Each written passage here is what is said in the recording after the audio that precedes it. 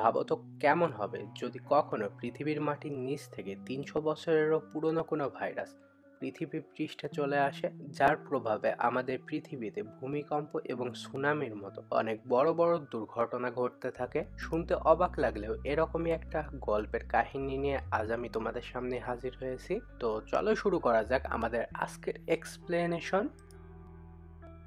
গল্পের শুরুতেই আমাদের কিনলস ব্রেভো নামে একটা রিগ দেখানো হয়, যেটা কিনা মূলত সমুদ্রের তলদেশ থেকে তেল উত্তোলনের কাজ করত এবং এই রিগে একসঙ্গে অনেকজন মিলে কাজ করত এবং এদের ক্যাপ্টেন ছিল ম্যাগনাস ম্যাকমিলন নামের একজন ব্যক্তি এবং তারা সকলেই ফাইনালি অনেক দিন অপেক্ষার পরে তাদের বাড়িতে যাওয়ার জন্য প্রস্তুত হচ্ছিল, যার কারণে তারা সকলেই অনেক খুশি ছিল। কিন্তু এই আনন্দের মুহূর্তে হঠাৎ করে তাদের কোম্পানির তরফ থেকে তাদের কাছে একটা ব্যাড নিউজ আসে এবং তাদেরকে এটা জানানো হয় যে তাদেরকে নেওয়ার জন্য যে হেলিকপ্টারগুলো পাঠানো হয়েছিল সেগুলো নর্থের কোনো একটা প্ল্যাটফর্মে আটকে রয়েছে এবং এগুলো বারবার তাদের পাওয়ার হারিয়ে ফেলছে, যার কারণে তারা এটা বলতে পারছে না যে কখন তারা সব ক্রুদের পিক আপ করতে পারবে। এটা শোনার পরে মেগনাস কোম্পানিতে ফোন দিয়ে আরও তথ্য জানতে চাইলে হঠাৎ করে সে লক্ষ্য করে তার ফোন কাজ করা বন্ধ করে দিয়েছে, যার জন্য কারোর সাথে যোগাযোগ করা সম্ভব হচ্ছিল না।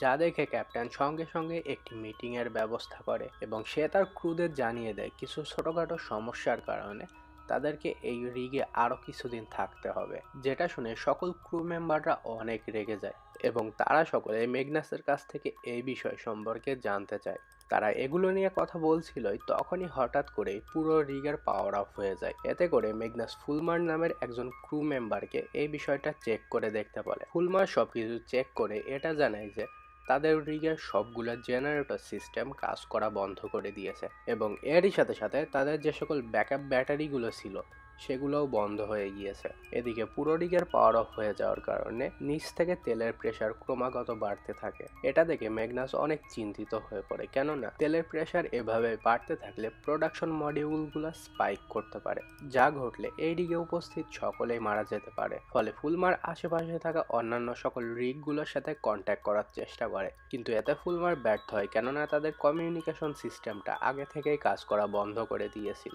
এ সময় হঠাৎ করেই তাদের পুরো রিগটা কেঁপে ওঠে এবং অনেক জোরে জোরে কাঁপতে থাকে। এদিকে প্রোডাকশন মডিউলগুলো তেলের প্রেসার আর ধরে রাখতে না পেরে স্পাইক করে, যার কারণে সেখানে আগুন লেগে যায়। ফলে মেগনাস দ্রুত মডিউলটিকে শাটডাউন করে দিতে বলে, কিন্তু কোম্পানির রিপ্রেজেন্টেটিভ রোজ কিছুতেই চাইছিল না যে মডিউলটা বন্ধ হোক, কেননা এতে করে কোম্পানির অনেক বড় লস হয়ে যেত। কিন্তু মেগনাস তার কথা না শুনে ক্রু মেম্বারদের অর্ডার দেয় এখনই মডিউলটা শাটডাউন করে দিতে। এরই মধ্যে তাদের রিগটা আবারও অনেক জোরে কেঁপে ওঠে, ফলে তারা সকলেই লাইফ জ্যাকেট পরে রিগের ছাদে চলে যায়। ছাদে এসে তারা দেখতে পায় তাদের দিকে খুব ঘন কুয়াশা এগিয়ে আসছে। এদিকে ফুলমার অনেক চেষ্টার পরে পুরো রিগের পাওয়ার ব্যাক আনতে সাকসেসফুল হয়। পাওয়ার ব্যাক আসার পরে তাদের কাছে সবথেকে বড় সমস্যা ছিল যোগাযোগ ব্যবস্থা, কেননা তাদের সবগুলো রেডিও কাজ করা বন্ধ করে দিয়েছিল এবং তারা কোনোভাবে অন্য কারোর সাথে যোগাযোগ করতে পারছিল না। ফলে তারা এটা মনে করে তাদের রেডিও টাওয়ারটাতে কোনো একটা প্রবলেম হয়েছে। ফলে মেগনাস রেডিও টাওয়ারটাকে চেক করার জন্য ফুলমার এবং বাজ নামের অন্য আরেকজন ক্রু মেম্বারকে পাঠায়। রেডিও টাওয়ারটার উপরে উঠে ফুলমার রেডিও টাওয়ারটাকে চেক করতে থাকে, তবে বাজ ফুলমার এবং কোম্পানির রিপ্রেজেন্টেটিভ রোজের রিলেশনশিপ নিয়ে আজেবাজে কথা বলতে থাকে। এতে করে ফুলমার অনেক রেগে যায় এবং রাগের মাথায় বাজের কলার চেপে ধরতে বাজ ফুলমারের কাছ থেকে মাপ চেয়ে নেয়। এতে করে ফুলমারও তাকে ছেড়ে দিয়ে সে তার কাজে মনোযোগ দেয়। তবে এদিকে হঠাৎ করেই বাজ তার মাথার মধ্যে একটা আওয়াজ শুনতে পায়, যার জন্য সে নিচ থেকে কিছু একটা নেওয়ার জন্য একটু নড়াচড়া করতেই উপর থেকে নিচে পড়ে যায়, যার ফলে সে অনেক আহত হয়ে পড়ে। এদিকে টাওয়ারের নিচে মেগনাস এবং লার্স তাদের জন্য ওয়েট করছিল এবং তারা সাথে সাথে ডক্টর ক্যাটকে খবর দেয়। ডক্টর ক্যাট বাজকে চেক করে জানায় তার অবস্থা খুবই শোচনীয় এবং তাকে যত দ্রুত সম্ভব হসপিটালে নিয়ে যেতে হবে।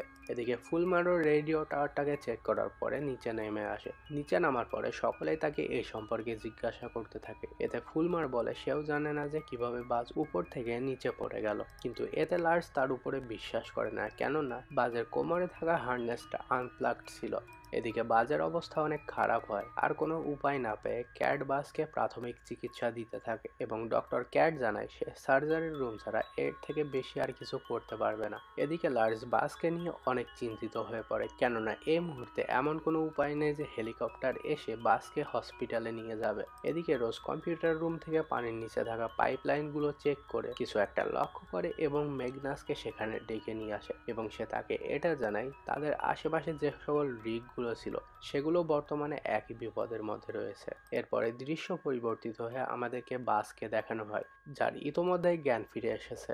জ্ঞান ফেরার পরের থেকে সে কিছু অদ্ভুত ভীষণ দেখতে পায় এবং সে সকলকে জানায় সমুদ্রের নিচ থেকে কিছু একটা উঠে আসছে, যেটা আসছে তাদের উপরে আক্রমণ করার জন্য।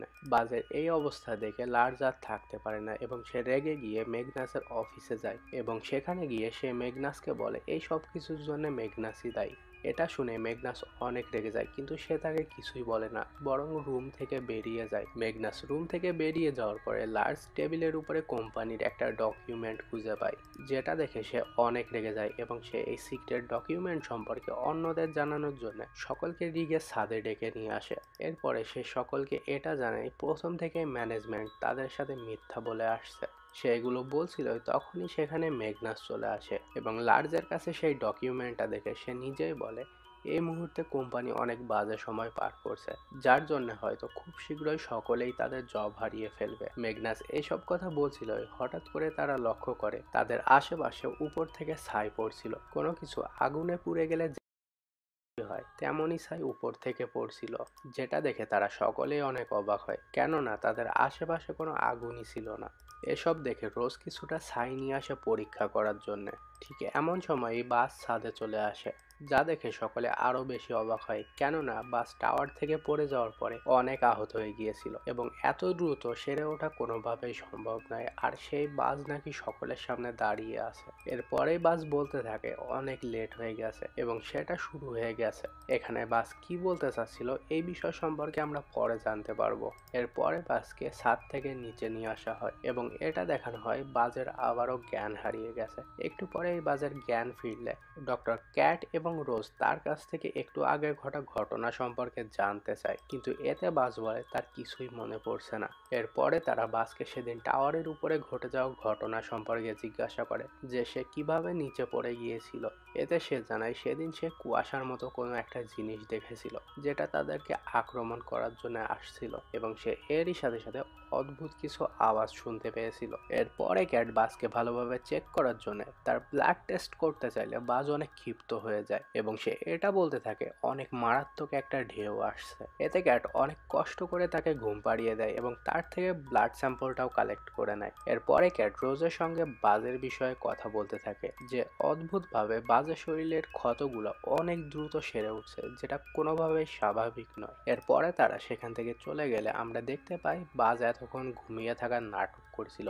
তারা সেখান থেকে চলে যাওয়ার সাথে সাথে সে উঠে বসে এবং সে তার হাতের উপরে কোনো একটা কিছু লক্ষ্য করে, যেগুলো অদ্ভুতভাবে তার ক্ষতগুলো সারিয়ে তুলছিল। এতে সে অনেক অবাক হয়, কেননা সে কিছুই বুঝতে পারছিল না যে তার সাথে এগুলো কি ঘটছে এবং সে এখান থেকে পালিয়ে যাওয়ার সিদ্ধান্ত নেয়, কেননা সে বারবার একই ভীষণ দেখতে পারছিল যে কোনো কিছু তাদের উপরে আক্রমণ করছে। কিন্তু হঠাৎ করেই তার মুখে অনেক ব্যথা শুরু হয় এবং কিছুক্ষণের মধ্যে তার মুখের মধ্যে থাকা একটি সোনার দাঁত বেরিয়ে পড়ে যায়, যেটা দেখে সে আরো অবাক হয়ে যায়। এদিকে আমাদের রোজকে দেখানো হয় যে কিনা ছাদ থেকে কুড়িয়ে নিয়ে আসা ওই ছাইগুলো টেস্ট করার জন্য ল্যাবে নিয়ে আসে। অপরদিকে বাসকে পালিয়ে যেতে দেখা যায়, কিন্তু সে পালিয়ে যাওয়ার আগে রুমে থাকা একটি জানলার উপরে অদ্ভুত কিছু সার্কেল আঁকে, যেটা করতে তাকে একজন ক্রু মেম্বার দেখতে পেলে সে এই বিষয়ে বাসকে জিজ্ঞাসা করলে বাস তাকে জানায় এখানে কিছু একটা ঘটতে চলেছে, যার ভীষণটা সে বারবার দেখতে পাচ্ছে। এরপরে আমাদের লেক নামে একজন ক্রু মেম্বারকে দেখানো হয় যে কিনা কিছু কাজের জন্য এতক্ষণ রিকের বাইরে ছিল। তার শরীরে অদ্ভুত কিছু চেঞ্জেস হচ্ছিল, কিন্তু সে এই বিষয়ে বেশি একটা মনোযোগ না দিয়ে অ্যালকোহল পান করে শাওয়ার নিতে চলে যায়। কিন্তু যখনই তার শরীর পানির সংস্পর্শে আসে তার শরীরে প্রচন্ড ব্যথা শুরু হয় এবং কিছুক্ষণের মধ্যে তার মুখ দিয়ে রক্ত বেরোতে থাকে এবং এই প্রচন্ড ব্যথা সহ্য করতে না পেরে সে মাটিতে লুটিয়ে পড়ে এবং তার সেখানেই মৃত্যু ঘটে। এরপর একজন ফিমেল ক্রু মেম্বার লেকের খোঁজ করতে তার রুমে আসলে সেখানে তাকে না পেয়ে ওয়াশরুমের দিকে গেলে সেখানে সে লেকের মৃতদেহ পড়ে থাকতে দেখে, যেটা দেখে সে অনেক ভয় পেয়ে যায় এবং সাথে সাথে রোজ, ম্যাগনাস এবং ক্যাটকে ডেকে নিয়ে আসে। ক্যাট লেকের মৃতদেহ চেক করে কোনো কিছুই বুঝতে পারে না যে কি কারণে লেকের মৃত্যু ঘটেছে। এদিকে কন্ট্রোল রুমে বসে থাকা ফুলমার দূর থেকে তাদের রিকের দিকে একটা আলো আসতে দেখে সেটা চেক করতে যায়, কিন্তু সেখানে গিয়ে হঠাৎ করে ভুলবশত তার হাতটা কেটে যায়। এরপরেই তারা লক্ষ্য করে উপর থেকে ছায়ের মতো যেই জিনিসটা পড়ছিল সেটা হঠাৎ করে পড়া বন্ধ হয়ে গিয়েছে। অপরদিকে রোজকে দেখানো হয় যে কিনা কালেক্ট করা ছাইগুলো টেস্ট করছিল এবং টেস্ট করার এক পর্যায়ে সে এই ছাইয়ের উপরে এক ফোঁটা ব্লাড দেয়। এরপরেই সে এই ছাইয়ের মধ্যে অসংখ্য জীবাণু দেখতে পায় যেগুলো অদ্ভুতভাবে রক্তের সাথে মিশে যাচ্ছিল এবং এগুলো একসঙ্গে জড়ো হচ্ছিল। এরপরে সে এই বিষয়টা আলোচনা করার জন্য ক্যাটের কাছে যায় এবং সে ক্যাটকে জানায় এই ছাইগুলোর মধ্যে অদ্ভুত এক ধরনের ভাইরাস রয়েছে যেগুলো হেলদি হোস্ট খুঁজে বেড়াচ্ছে এবং যখনই এগুলো একটা হেলদি হোস্ট খুঁজে পায় এবং রক্তের সংস্পর্শে আসে তখনই এগুলো একজোট হতে শুরু করে এবং এই ভাইরাসগুলোর মধ্যে এক ধরনের অদ্ভুত ক্ষমতা রয়েছে যার কারণে এগুলো যে কোনো ধরনের ক্ষত খুব দ্রুত সারিয়ে তুলতে পারে। যেহেতু এটা একটা নতুন ধরনের ভাইরাস এবং এর সম্পর্কে এখনো পর্যন্ত তেমন কিছুই জানা যায়নি, তাই সকলেই সিদ্ধান্ত নেয় যে যারা এই ভাইরাসের সংস্পর্শে এসেছে তাদের সকলকে আলাদাভাবে কোয়ারেন্টাইন করার জন্য, যাতে করে অন্য সকলে সুরক্ষিত থাকতে পারে। এছাড়াও তারা এটা বুঝে গিয়েছিল যে ল্যাক কিভাবে মারা গেল। আসলে সে অনেকক্ষণ যাবৎ রিগের বাইরে ছিল যার কারণে সে দীর্ঘক্ষণ এই ভাইরাসগুলোর সংস্পর্শে ছিল এবং এর কারণে তার মৃত্যু ঘটেছে। এরপরেই আমাদের রিগের অন্যান্য সদস্যদের দেখানো হয় তারা হঠাৎ করেই লক্ষ্য করে তাদের চারিদিকে যে ঘন কুয়াশা ছিল সেটা ধীরে ধীরে সরে যাচ্ছে, ফলে তারা আশেপাশে থাকা জিনিসগুলো ক্লিয়ারলি দেখতে পাচ্ছিল। কিন্তু ঠিক তখনই তারা দেখতে পায় তাদের থেকে একটু দূরে অবস্থিত অন্য আরেকটা রিগ পুরোপুরি ধ্বংস হয়ে গেছে। এদিকে আমাদের বাসকে দেখানো হয় যে কিনা অনেক বাজেভাবে ইনফেক্টেড ছিল, এজন্যই রোজ ফুলমার্কে তাকে খুঁজতে পাঠায় যাতে করে সে বাসকে টেস্ট করে দেখতে পারে যে সে কিভাবে এখনো পর্যন্ত এই ভাইরাসের সংস্পর্শে আসার পরও সুস্থ রয়েছে। খোঁজাখুঁজির এক পর্যায়ে ফুলমার বাসকে খুঁজে পেয়ে যায় এবং সে তাকে বলে রোজের রিসার্চে সাহায্য করতে, যাতে তারা বুঝতে পারে এই ভাইরাসটা আসলেই তাদের জন্য ক্ষতিকর কিনা। কিন্তু বাজ এতে রাজি হয় না। ঠিক তখনই ফুলমারের পেছন পেছন সেখানে রোজও চলে আসে এবং সেও বাসকে এই বিষয়টা বোঝানোর চেষ্টা করে, কিন্তু বাস কোনো কিছু না শুনে সেখান থেকে পালিয়ে যায়। এদিকে ম্যাগনাস এই ভাইরাসটার কথা শুনে সকল ক্রু মেম্বারদেরকে ক্যাটের কাছে পাঠায় যাতে করে ক্যাট সকলকে টেস্ট করে দেখতে পারে তারাও কি এই ভাইরাস দ্বারা আক্রান্ত কিনা। টেস্টের পরে ম্যাগনাস একটা মিটিং এর আয়োজন করে যেখানে সে সকলকে জানায় যারা যারা এই ভাইরাসটি দ্বারা আক্রান্ত নয় তারা যেন সকলে রিগের মধ্যেই থাকে এবং যারা আক্রান্ত হয়েছে তাদের সকলকেই পাঠায় বাসকে খুঁজে আনার জন্য। অপরদিকে রোজ এখনো রিসার্চ চালিয়ে যাচ্ছিল যেখান থেকে সে এটা জানতে পারে এই ভাইরাসগুলো আসলে অনেক পুরনো এবং এগুলো ডাইনোসরের সাথে মারা যাওয়ার কথা ছিল, কিন্তু এখনো এগুলো পৃথিবীর বিভিন্ন স্তরে প্রাগৈতিহাসিক ডাইনোসরের জীবাশ্ম মাধ্যমে বেঁচে আছে। এরপরে আমাদের বাসকে দেখানো হয় যে কিনা ক্যাটের কালেক্ট করা ওই ব্লাড স্যাম্পলটা সমুদ্রের পানিতে ফেলে দেয়। এরপরে সে ভেতরে এসে তারা আশেপাশে থাকা তেল এবং পানির ট্যাঙ্কগুলো স্পর্শ করে, যার ফলে দেখতে দেখতে ওই ট্যাঙ্কগুলোতে ভাইরাসগুলো ছড়িয়ে পড়ে। এরপরে আমাদের অন্যান্য ক্রু মেম্বারদেরকে দেখানো হয় যারা মূলত বাসকে খুঁজছিল এবং এদের মধ্যে থেকে একজন বাসকে খুঁজতে খুঁজতে বাস যেই রুমে ছিল সেই রুমে চলে আসে, কিন্তু এখানে সব পানি এবং তেলের ট্যাঙ্কে ওই ভাইরাসগুলো ছড়িয়ে গিয়েছিল, যেটা দেখে সে অনেক ভয় পেয়ে যায় এবং সে সাথে সাথে অন্যান্য ক্রু মেম্বারদেরকে ডাক দেয়, যার ডাক শুনে আরো দুজন ক্রু মেম্বার সেখানে চলে আসে। কিন্তু সেখানে এসে দেখতে পায় আগে যে ক্রু মেম্বারটা এখানে ছিল সে ফ্লোরে পড়ে আছে। এরপরেই তারা আশেপাশের ট্যাঙ্কগুলো লক্ষ্য করে যেখানে ওই ভাইরাসগুলো এখনো অনেক দ্রুত বড় হচ্ছিল এবং এখন এগুলোকে দেখতে শ্যাওলার মতো মনে হচ্ছিল। কিন্তু ঠিক তখনই সেখানে আবারও ভূমিকম্প শুরু হয় এবং পুরো রিগটা অনেক জোরে জোরে কাঁপতে করতে থাকে। এরই মধ্যে তাদের মধ্যে থেকে একজন লক্ষ্য করে যে ক্রু মেম্বারটা একটু আগে ফ্লোরে পড়েছিল তার হাত থেকে রক্ত পড়ছে এবং তার হাতের মধ্যে বাজের ওই সোনার দাঁতটা ছিল। কিন্তু ঠিক তখনই ওই ক্রু মেম্বারটা সেখান থেকে পালিয়ে যায়। অন্যদিকে আবারও রিগের পাওয়ার অফ হয়ে যায়, যার কারণে তাদের প্রোডাকশন মডিউলগুলোতে আবারও প্রবলেম দেখা দিতে শুরু করে এবং প্রোডাকশন মডিউলগুলো থেকে গ্যাস লিক করতে শুরু করে, যেটা সকল ক্রু মেম্বারদের জন্য অনেক ক্ষতিকর ছিল। যার ফলে ম্যাগনাস আর কোনো উপায় না পেয়ে আবারও রিগের পাওয়ার সিস্টেম ঠিক করার জন্য কোয়ারেন্টাইনে থাকা ফুলমারকে ডাক দেয়। কিন্তু এতে কোনো লাভ হয় না, কেননা যতক্ষণ না প্রোডাকশন মডিউলটাকে আবারও ইগনাইট করা হচ্ছে ততক্ষণ পাওয়ার ব্যাক আসবে না। ফলে আবারও রিগের পাওয়ার ব্যাক আনার জন্য ফুলমার একটা ক্রেনের মাথায় করে ওই প্রোডাকশন মডিউলটার একটু কাছাকাছি যায় এবং সেখান থেকে একটা ফ্লেয়ার গানের মাধ্যমে ওই প্রোডাকশন মডিউলটা আবারও ইগনাইট করতে সাকসেসফুল হয়। কিন্তু এতে ফুলমার একটু আহত হয়ে যায়, তার পিঠে আগুন লেগে গিয়েছিল, ফলে তাকে সাথে সাথে জরুরি চিকিৎসা দেওয়ার জন্য ট্রিটমেন্ট রুমে নিয়ে যাওয়া হয়। অপরদিকে মাঠ পিঠে থাকা বাজ আবারও ভীষণ দেখতে পায়, যেখানে তাকে জানানো হয় সে যদি এখনই এই রিগের সিস্টেমগুলো শাটডাউন না করে দেয় তবে তাদের উপরে একটা বড় ধরনের আক্রমণ হতে পারে। যেটা শুনে বাজ এবং জেমস সাথে সাথে সিপিইউ রুম থেকে সিস্টেমটা শাটডাউন করার চেষ্টা করে, কিন্তু এতে তারা ব্যর্থ হয়। জেমস হলো সেই ক্রু মেম্বারটা যাকে একটু আগে আমরা কন্টেনার রুমে দেখেছিলাম, সেও এখন বাজের সঙ্গেই মিলে গেছে। এদিকে তারা সিস্টেমটা শাটডাউন করতে না পেরে অনেক চিন্তায় পড়ে যায়। এই কাজে শুধুমাত্র ফুলমারি তাদেরকে হেল্প করতে পারবে। যেহেতু ফুলমারও এই ভাইরাসটা দ্বারা আক্রান্ত ছিল, তাই বাজ তার ভাইরাসের শক্তিটা কাজে লাগিয়ে ফুলমারের সাথে যোগাযোগ করার চেষ্টা করে। এদিকে ফুলমার হঠাৎ করে তার মাথার মধ্যে অদ্ভুত কিছু আওয়াজ শুনতে পারছিল, যেটা সে বুঝে উঠতে না পেরে অনেক ঘাবড়ে যায়। কিন্তু কিছুক্ষণের মধ্যে সে এই বিষয়টা বুঝতে পারে যে বাজ তার সাথে যোগাযোগ করার চেষ্টা করছে এবং সে এটাও বুঝতে পারে যে সেও এই ভাইরাসটা দ্বারা পুরোপুরি ইনফেক্টেড হয়ে গেছে। অপরদিকে হঠাৎ করে একজন ক্রু মেম্বার তার মোবাইল ফোনে একটা মেসেজ আসতে দেখে, অর্থাৎ তাদের কমিউনিকেশন সিস্টেমটা আবারও ঠিক হয়ে গেছে এবং সে এই বিষয়টা সাথে সাথে অন্যদেরকেও জানিয়ে দেয়। যেটা শুনে সাথে সাথেই ম্যাগনাস তাদের কোম্পানির কোস্টগার্ডের সাথে যোগাযোগ করার চেষ্টা করে। এদিকে ক্যাটকে দেখানো হয় যে কিনা তার ফ্যামিলি মেম্বারদের সাথে কথা বলছিল। কথা বলার এক পর্যায়ে সে জানতে পারে এতদিন যাবৎ তাদের রিগের চারিদিকে যে কুয়াশাটা ঘিরেছিল সেটা ধীরে ধীরে এখন শহরের দিকে আগাচ্ছে।